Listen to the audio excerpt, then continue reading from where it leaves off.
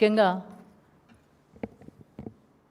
మొన్న మల్కాజ్గిరిలో కేటీఆర్ గారి మీటింగ్ అనంతరం జరిగిన సంఘటన చూసుకున్నట్టయితే కేసీఆర్ గారు కానీ కేటీఆర్ గారు కానీ హరీష్ రావు గారు కానీ కాంగ్రెస్ చేస్తున్న ప్రజా వ్యతిరేక విధానాలను ఎండగడుతున్నారు కాబట్టి, కాంగ్రెస్ చేస్తున్న అరాచకాలను ఎండగడుతున్నారు కాబట్టి, ప్రజలను ఇబ్బంది పెట్టే విధంగా కాంగ్రెస్ పరిపాలన ఉంది, దాన్ని ప్రజల దృష్టికి తీసుకెళ్తున్నారు, ప్రజల్లో ఆదరణ పెరుగుతుంది, ప్రజల్లో మన్ననలు పొందుతూ ఉన్నారు. కేసీఆర్ గారి పరిపాలనే బాగుందని చెప్పేసి మరి బీఆర్ఎస్ పార్టీకి పేరు వస్తుంది కాబట్టి అది చూసి ఓర్వలేక అనేక అవాకులు చవాకులు వేలుతూ ఉన్నారు, వ్యక్తిగత విమర్శలు చేస్తూ ఉన్నారు. ఇది సరైన పద్ధతి కాదు. నిజంగా కూడా అసలు మీ రాజకీయ పరిస్థితి చూసుకుంటే, మీ 25 ఏళ్ళ రాజకీయ చరిత్ర చూసుకున్నట్టయితే 22.5 ఏళ్ళు కాంగ్రెస్ వ్యతిరేకంగానే పనిచేసిండ్రు మీరు. మైనంపల్లి హనుమంతరావు కాంగ్రెస్ వ్యతిరేకంగానే ఉన్నాడు. ఓన్లీ 2.5 ఏళ్ళే కాంగ్రెస్ ఉన్నాడు. అంతకుముందు తెలుగుదేశం పార్టీ, తర్వాత బీఆర్ఎస్ పార్టీ. ఈ 2.5 ఏళ్ళకే కాంగ్రెస్ను మరి ఇంత కాంగ్రెస్ యూనిఫామిటీ గురించి మాట్లాడుతున్నావు. ఏం యూనిఫామిటీ చేసింది కాంగ్రెస్ పార్టీ? ఒకటే యూనిఫామిటీ చేస్తూ ఉంది. ఎందుకంటే హైడ్రా తెచ్చింది, పేదవారి ఇల్లు గూడగొట్టుట్లా యూనిఫామిటీగానే ఉంది. రైతు బంధు 2 సార్లు కూడా వేయలేదు, 2 సార్లు కూడా ఎగ్గొట్టుట్లా యూనిఫామిటీ ఉంది. వడ్లు కొనకపోవడం వల్ల యూనిఫామిటీ ఉంది. రైతు రుణమాఫీ చేయడంలో యూనిఫామిటీ ఫాలో అవుతుంది. 6 గ్యారెంటీలు ఎగ్గొట్టుట్లా యూనిఫామిటీ, అన్నీ ఎగ్గొట్టుట్లే, ఓన్లీ కొసర్లు వేస్తుండ్రు. అసలు ఇప్పటివరకు పడతలేదు. మా నాయకులు సవాల్ చేసిండు, ఏ ఊరికి వెళ్తామో ఆ ఊర్లే రుణమాఫీ అయిందో చూద్దాంపా అంటే అక్కడికి మీ ముఖ్యమంత్రి రారు. మీ ముఖ్యమంత్రి ఆ సవాళ్ళను స్వీకరించాడు.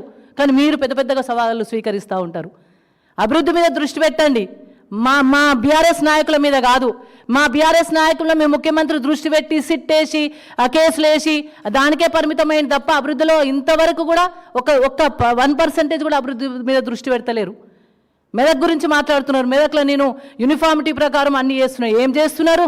ఆడ జొన్నలు కొనలే, నిన్న రాస్తారోక అయింది. ఆడ యూరియా దొరుకుతలేదు. అక్కడ నిజాంపేటలో రాస్తారోక అయింది. ఆడ ఇండ్లకు బిల్లులు రాక ఏడుస్తున్నారు, ఇబ్బంది పడుతున్నారు. రెండు స్పీడ్ బ్రేకర్లు వేసి 200 రీలు పెట్టుకుంటాడు మీ ఎమ్మెల్యే అక్కడ. కనీసం పోయిన సంవత్సరం 11 చెరువులు తెగిపోయినాయి, 11 రోడ్లు తెగిపోయినాయి. ఇప్పటి వరకు వారికి రూపాయి మరమ్మతు లేదు. మళ్ళీ వర్షం వస్తే మొత్తం కట్టలు లేకపోయేటట్టే ఉన్నాయి. రోడ్ మీద వడ్లు ఇంకా అట్లనే ఉన్నాయి.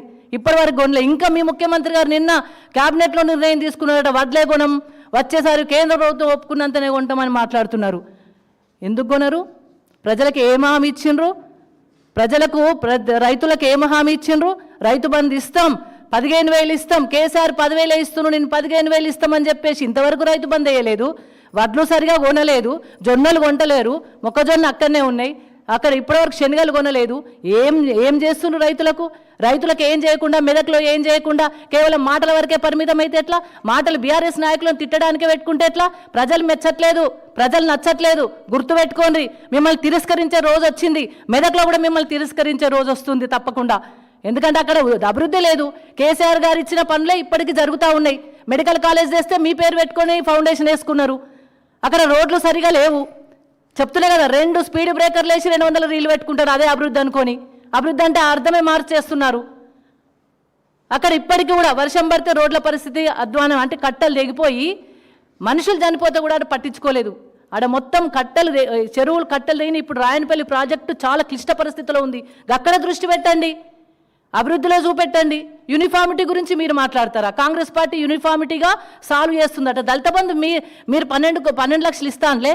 కేసీఆర్ గారు దళిత బంధు 10 లక్షలే ఇస్తుండ్రు, మేము వస్తే 12 లక్షలు. ఏది మీ దళిత బంధు? ఏది మీ ప్రోగ్రామ్స్ అనేవి? అక్కడ 2,500 ఇండ్లు 2,500 ఇండ్లు కేసీఆర్ సార్ ఇచ్చిండ్రు మెదక్లా. మరి మీ ఏవి? 1, 2 గృహప్రవేశాలు చేసుకుంటూ పోతున్నారు తప్ప యూనిఫామిటీ గురించి యూనిఫామిటీగా తీసుకెళ్తారట. వీరు మాట్లాడతారు యూనిఫామిటీ గురించి. రైతు బంధు లేదు, నీళ్లు లేవు, కరెంట్ లేదు. కరెంటు ఎంత కోస్తుంది రైతులకు ఇప్పుడు పరిస్థితి? అన్నమో రామచంద్ర అంటున్నారు. కల్లంగర్ దగ్గరకు పోతే కళ్ళకు నీళ్ళు వస్తున్నాయి, జొన్నలు కొనకపోతే రోడ్ ఎక్కుతున్నారు. అక్కడ మెదక్లో ఈ పరిస్థితి ఉంటే మెదక్ గురించి గాంధీ భవన్లో మీటింగ్ పెట్టి మెదకు బంగారం అయిపోయింది, మెదకు వెలిగిపోతుందని మాట్లాడుతున్నారు. మెదక్లో ఒకసారి ఊర్లోకి వెళ్ళి చూడండి పరిస్థితి ఎట్లుందో. అగమ్య గోచరంగా ఉంది. అక్కడ మాట్లాడరు. అక్కడ ఊర్లోకి వెళ్తే తెలుస్తుంది అక్కడ ఉన్న గోస. కానీ ఇక్కడ గాంధీ భవన్లో కూర్చుండి ఇక్కడ మాత్రం కేటీఆర్ గారి మీద, కేసీఆర్ గారి మీద, హరీష్ రావు గారి మీద, నాయకుల మీద అవాకులు చెవాకులు మాట్లాడుతూ ఉంటారు. ఏంది మీ సిద్ధాంతం? వ్యక్తిగత విమర్శలు మానుకోండి, సిద్ధాంతపరంగా మాట్లాడండి. మీ కాంగ్రెస్ పార్టీని నిలదీయండి. హైడ్రా ఎందుకు తెచ్చింది, పేదోళ్ళ బతుకులు ఎందుకు గూలుస్తుందో అడగండి. అక్కడ అభివృద్ధిని నోచుకోక ప్రజలు అన్నమో రామచంద్ర అంటున్నారు రైతులు, వాళ్ళ గురించి మాట్లాడి ఉండ్రి. రైతులు ఆగమవుతున్నారు, వాళ్ళ గురించి మాట్లాడి ఉండ్రి. 6 గ్యారెంటీలు లేక, మా మహాలక్ష్మి స్కీమ్ లేక మా అక్క చెల్లెలు ఆగమవుతుండ్రు, వాళ్ళ గురించి మాట్లాడి ఉండ్రి. ఎందుకు మాట్లాడుతూ నోరుంది కదా అని చెప్పి ఇష్టం వచ్చినట్టు మాట్లాడితే పడేటోళ్ళు ఎవరు లేరు ఇక్కడ. సిద్ధాంతపరంగా మాట్లాడి ఉండ్రి. మీకున్న మీ కాంగ్రెస్ పార్టీ ఏ పనులు చేస్తుందో, ఏం చేసిందో చెప్పండి, ఏం చేయలేదో మేము చెప్తాం. అంతే తప్ప ఇష్టం వచ్చినట్టు మాట్లాడితే ప్రజలు నచ్చుతురు అనుకుంటుండ్రా? కొన్ని రోజుల్లో తొందరలోనే కాంగ్రెస్ పార్టీని చిత్కరించుకునే టైం వచ్చింది. ప్రజలు చిత్కరించుకుంటున్నారు. తస్మాత్ జాగ్రత్తగా ఉండండి, జాగ్రత్తగా మాట్లాడండి, మంచి పద్ధతిలో మాట్లాడండి. రాజకీయంగా ఎదుర్కొనే శక్తి లేక ఇలాంటి అవాకులు చవాకులు మాట్లాడుతున్నారు. రాజకీయంగా ప్రజలకు అభివృద్ధి చూపెట్టి, బీఆర్ఎస్ ఎంత అభివృద్ధి చేసిందో దానికి రెట్టింతలు చేసి చూపెట్టి మాట్లాడండి. అభివృద్ధి చేయండి, ప్రజల మన్నలు పొందండి. ఇంకా 2.5 ఏళ్ళ టైం ఉంది. ఆ 2.5 ఏళ్ళనన్న డెవలప్మెంట్ చూపెట్టండి. ప్రజలు ఏం కోరుకుంటుండ్రో అది చేయండి. అంతే తప్ప భయభ్రాంతులకు గురి చేయడం, ఇష్టం వచ్చినట్టు మాట్లాడడం, ప్రజలకు ఇబ్బంది పెట్టడం, అక్కడ ఏం అభివృద్ధి లేకుండా అయిందని చెప్పుకోవడం. ఎక్కడైందండి మెదక్ల అభివృద్ధి? కుంటు పడిపోయింది అక్కడ.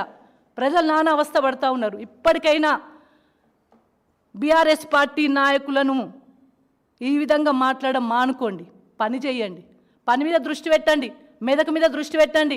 ఓడిపోయిన మల్కాజ్గిరిలో ఇంకేమన్నా మిగిలి ఉంటే అక్కడ అక్కడ మేము చేస్తా అని చెప్పి హామీలు ఇచ్చి వాళ్ళకి మాట ఇచ్చి అక్కడే చూసుకోండి. అంతే తప్ప అక్కడ మెదకును గాలికి వదిలేసి, మల్కాజ్గిరిని గాలికి వదిలేసి, గాంధీ భవన్లో కూర్చుండి మీటింగ్లు పెడితే, మాటలు మాట్లాడితే ఎవరు నచ్చుతారండి? ఒక్కసారి నచ్చుతారు మీ మాటలు, నిజమే అనుకుంటారు. రెండోసారి నచ్చుతారు. ఇప్పుడు ఎవరు మాట్లాడతారు? ఎవరు వింటారండి? ప్రజలకు నష్టం జరుగుతుంది, ప్రజలు నష్టపోతున్నారు, ప్రజా వ్యతిరేక విధానాలు జరుగుతూ ఉన్నాయి. దాన్ని ఎండగడితేనే కదా మా నాయకుల మీద ఈ విధమైన మాటలు మాట్లాడుతుండ్రు. అందుకే చెప్తున్నాం, ఇప్పటికైనా వ్యక్తిగత విమర్శలు మానుకోండి, ఇష్టం వచ్చినట్టు మానుకోండి.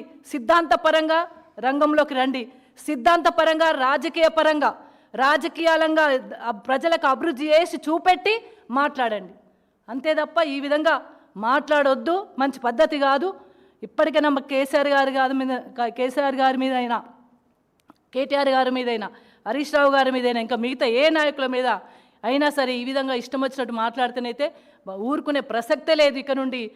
ఎందుకంటే మీరేదో ప్రతిదాడికి దాడి చేస్తాం. ఈ ప్రతిదాడికి దాడులేందండి? మంచిగా మాట్లాడుని, మేము మంచిగా మాట్లాడతాం. మీరు సిద్ధాంతపరంగా మాట్లాడుని, మేము సిద్ధాంతంగా పరంగా మాట్లాడతాం. మీ మీద ఎవరు దాడి చేస్తాం?